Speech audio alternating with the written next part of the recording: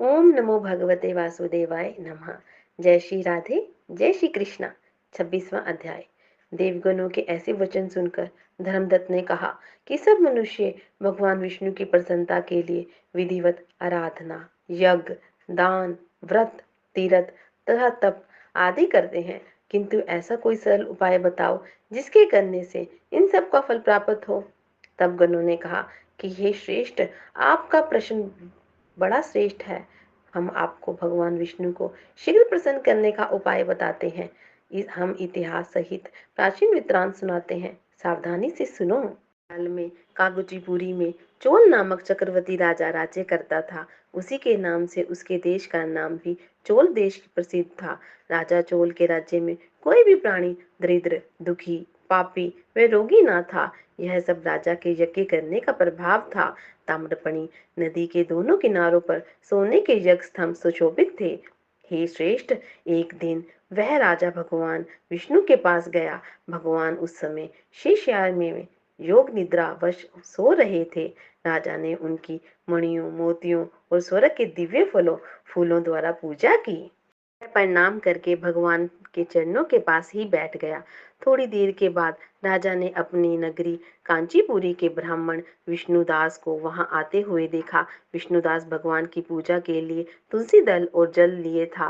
विष्णुदास ने वहां आकर भगवान को विष्णु सुकत मंत्रों द्वारा स्नान करवाकर मंजरी और दलों से उनका विधि पूर्वक पूजन किया। विष्णुदास के चढ़ाए हुए दलों से राजा के चढ़ाए हुए मणि, मोती व स्वर्ण के फूल ढक गए और राजा यह देखकर क्रोध में भरकर बोला कि ढोंगी मूर्ख, तूने मेरी चढ़ाई हुई मणियों, मोतियों व सोने के फूलों को तुलसी दल व अपने सारे फूलों से ढक दिया है। तू भला भक्ति करना क्या जाने, क्योंकि तूने मेरे लिए विचित्र श्रृंगार को बिगाड़ दिया है। और राजा की बात सुनकर विष्णुदास को भी क्रोध चढ़ गया और वह राजा के गौरव को तुच्छ समझकर कहने लगा कि हे राजन, तुम भक्ति करना नहीं जानते हो। तुमको अपने धन का बहुत ही घमंड है। और बताओ, राजा से पहले तुमने भगवान के कितने व्रत किए थे।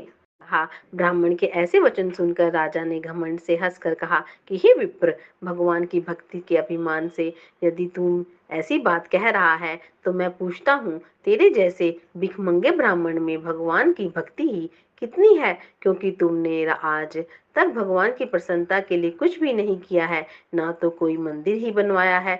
तुम भला इस प्रकार की भक्ति का और जैसी कि तुम कर रहे हो क्या गौरव और कर सकते हो। यहाँ जितने भी ब्राह्मण बैठे हैं, मेरी बात को ध्यान पूर्वक सुने और देखें, भगवान विष्णु के दर्शन मुझे होते हैं या कि और उसे के इसके बाद दोनों की भक्ति के संबंध में आप लोग जान लोगे।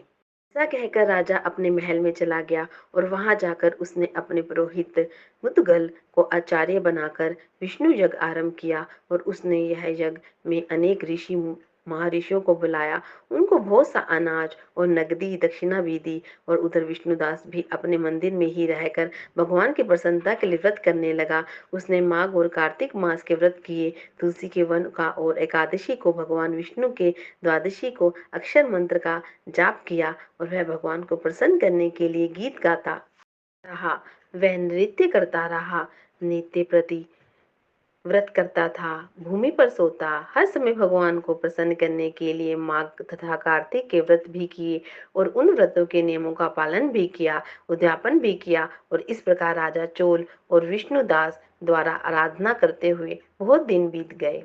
ओम नमो भगवते वासुदेवाय नमः।